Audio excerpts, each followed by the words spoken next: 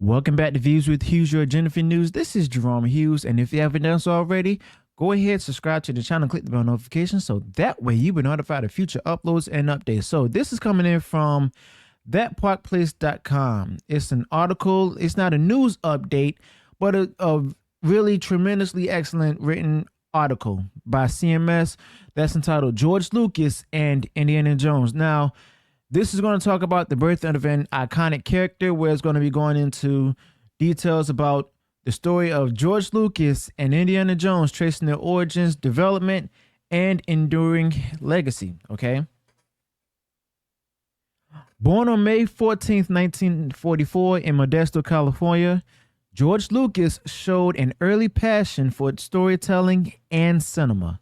Inspired by the adventure serials of the 1930s and 1940s, George Lucas sought to pay homage to those thrilling tales through a character that would embody the spirit of classic adventure and exploration.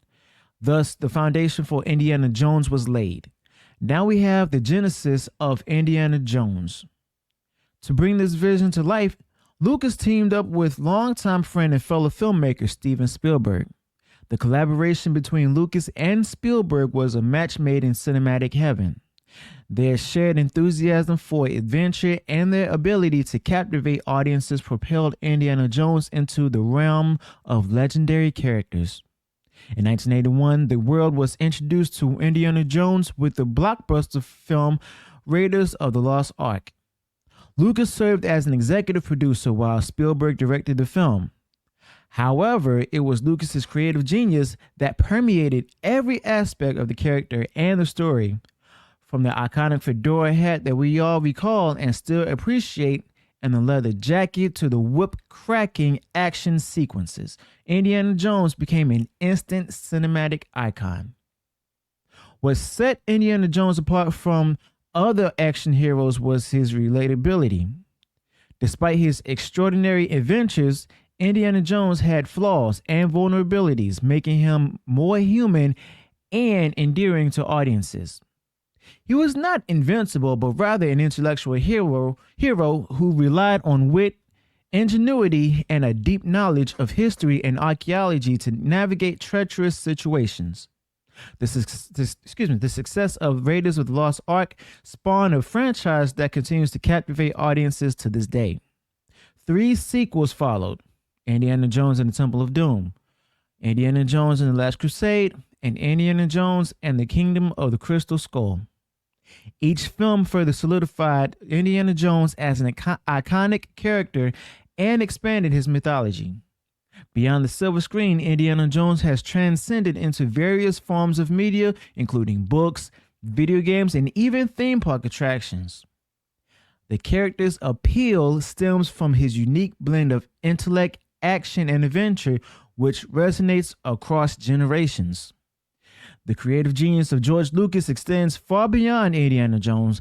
As the creator of the Star Wars franchise, Lucas has left an indelible mark on popular culture. His ability to weave compelling narratives, build immersive worlds, and create iconic characters has made him one of the most influential filmmakers of our time.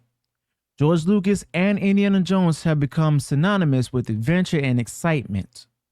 Their collaboration birthed a character that has left an indelible mark on cinema and popular culture. Indiana Jones, with his iconic hat, whip, and unwavering determination, continues to inspire audiences worldwide. Thanks to the creative genius of George Lucas and the directorial brilliance of Steven Spielberg, Indiana Jones stands tall as an enduring symbol of adventure and heroism. So we see here from this article the truth about the creative process of Indiana Jones by George Lucas and Steven Spielberg. It's far different than what we have today, not only because of, the woke ideologies that put out there, but the difference in how a story is being told. Not just with Indiana Jones, but also with the Star Wars franchise. Even with the whole Marvel cinematic universe, as well as Pixar. Much more different. We see here a man who is actually paying homage to 2 decades worth of storytelling by the way those stories have been told, by creating a character, by paying homage to them, and it shows how much he loves to enjoy storytelling. There's no political ideology. There's no ulterior motives. It wasn't even about making money. He simply had a story to tell. That's why he created Star Wars. That's why he created Indiana Jones. But unfortunately, we have coming out soon an Indiana Jones movie that was ruined by Kathleen Kennedy. You see, Kathleen Kennedy, one who was working under Steven Spielberg at the time of the filming of Indiana Jones, she took over the production company in the previous decade. Okay. Many people hope for her to continue with the whole storytelling, the manner of storytelling that George Lucas had, because she said to herself that she'll continue with. George Lucas believed that she'll continue and she'll do a good job. But as we see over the years and possibly even in the past decade and a half, the opposite has happened. You see, Kathleen Kennedy has actually taken a franchise, a production company, and sent it in to the CEO of Disney, Bob Iger, as a way to help the company make money, as well as to put out there a certain political ideology that actually won him over. And that's the problem. A lot of people who are making films today or writing films are no longer appreciating storytelling. That lack of appreciation for storytelling is what's starting to lead to more fans leaving out of the picture, losing the core audiences. So that way they can go ahead and win over new fans. The audiences who are the normies, if you will. Those who weren't interested before, and they hope to get them interested in their product. But the thing is, the opposite is actually happening. They're not even biting into it. They're not even falling for this, you know? And it's the fact that they went on ahead and taken this and twisted it just so they can go ahead and make certain scores and good credit ratings for the sake of virtue signaling and political ideologies. I want to go back to this article right quick. I'm going to highlight this part right here, this paragraph, where it says, what sets Indiana Jones apart from other action heroes was his relatability. Despite his extraordinary adventures, Indiana Jones had flaws and vulnerabilities, making him more human and endearing to audiences. He was not invincible, but rather an intellectual hero who relied on wit, ingenuity, and a deep knowledge of history and archaeology to navigate treacherous situations. It wasn't just Indiana Jones who had these kind of qualities. It was also Luke Skywalker, minus his knowledge of history of archaeology and to navigate, but he was able to go ahead and navigate treacherous situations. He was also human. He was also intellectual to his in his ways. He also relied on wit and ingenuity. Okay, he started off as afraid, timid, and everything, but he was also determined. We've seen Luke Skywalker, like Indiana Jones, grow into a better character, to become braver. Okay? These are not the qualities and characters that we have today. The characters that we see today, they're actually go ahead, automatically assumed to be perfect, automatically assumed to be wonderful, automatically assumed to be better than the opposite sex. I'm talking about the female-led characters. I'm not against female-led characters. But if we actually show that they're human, that's when you've won over men everywhere. Don't try to fast forward through the whole struggles of where they had to go to through to become who they are. Don't fast forward past the emotions that they have at the time. Don't fast forward through the struggles, their determination. What is the cause that helped them to go ahead and work to become the kind of woman that they are? I'm not against the female-led heroes. I'm not against the female-led characters. I just want, just like the male characters, the male lead characters, a female lead character that's done right. Instead of finding a woman who is strong, I want to see a woman who started off weak and then became strong by overcoming all the obstacles. I want to see those obstacles that are a hindrance, that have become a hindrance, but she overcame them, not through blaming those of the opposite sex, or the opposite gender, but the things that she had to overcome when it comes to good versus evil. That's not a hero. That's a Mary Sue. And I tell you, it's not sexist to choose Indiana Jones over a different character, in this case played by Phoebe Waller-Bridge. It's not bad to choose Luke Skywalker over Rey Palpatine. It's not bad to choose Anakin Skywalker over Reva.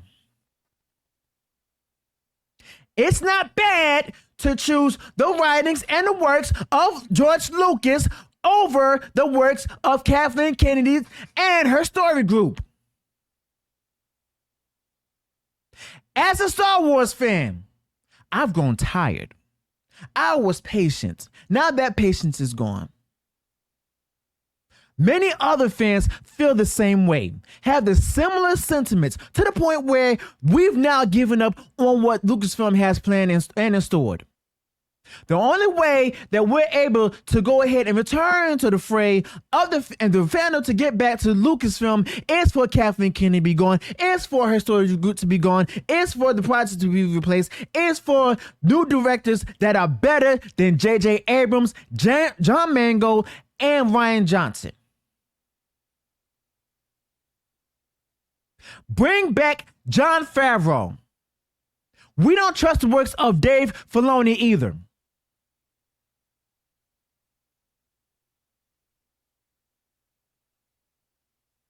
It's not a matter of males disliking female lead characters, but instead, it's the fact of the matter that these writers, these creative groups, this lead producer of the company, Kathleen Kennedy, is pushing the male core audiences away, along with the female core audiences that are few in number, just to go ahead so that way they can usher in a new group of women, as well as other individuals, to go ahead and appreciate the works that they put out there, but instead, the opposite is happening.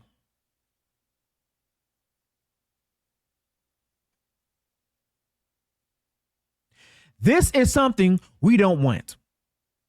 And this is what makes those who are in Hollywood, the lead executives, upset. And guess what? We don't care. We've been upset with what you put out there. We've been upset with how you responded to us when we said it, how much we dislike it. You got angry with us. You called us name every phobe in the book. And we can't tolerate it anymore. We're simply done. We've kept our money to ourselves to put it into other companies. Vis-a-vis Universal with the Super Mario Brothers. Now the NCU is born.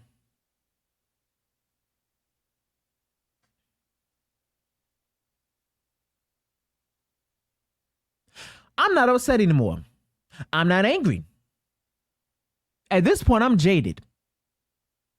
Meaning, there's nothing more you can do to upset me because of the fact that what you've delivered, I'm not gonna like it.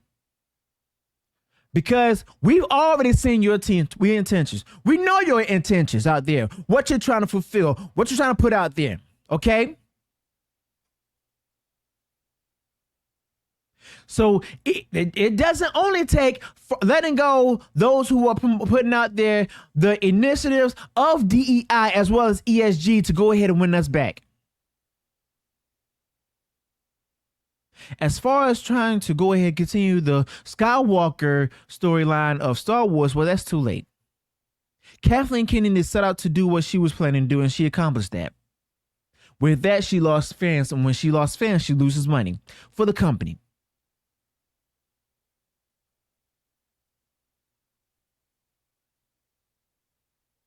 She, as well as her story group, are not able to create proper, relatable characters. Exactly how are these female lead characters supposed to be relatable to the females of today? How are they inspiring? How can they teach to overcome the obstacles that many women are facing? George Lucas did that with Indiana Jones, and that actually inspired not only male audiences, but those who are female too. Why? He didn't put him out there as a male character. He put him out there as a human character. It's just that simple. But instead, virtual signaling just caused the downfall of a company with sub-branches within that company: Lucasfilm, Marvel Studios, Pixar, and so on and so forth. The audience is tired. The consumers are tired. Your merchandising has failed. Now you're banking on a streaming service where you've lost over 24 million subscribers. Not only in the US, but also in India, total. This is why we're winning. And we're going to keep winning because of the fact that we've given up not only on Lucasfilm, not only on Marvel Studios, not only on Pixar, not only on Disney, but all the other companies out there who decide to go ahead and push the woke ideology for the sake of ESG scores and a DEI rating, as well as CEI credit score. And now you all have gone broke. So let me know your thoughts about this in the comments below. Let me know what went wrong in the video. Also, if you enjoyed what I stated in the video, go ahead and smash the like button and share it far wide across social media. If you enjoyed anything I said in the video, be sure to leave that in the comments below. If you have any additional thoughts that you want to provide for me, leave those in the comments below. If you also enjoy the content I put out there, including this video, go ahead and subscribe to the channel and click the bell notification so that way you'll be notified of future uploads and updates. Until then, peace.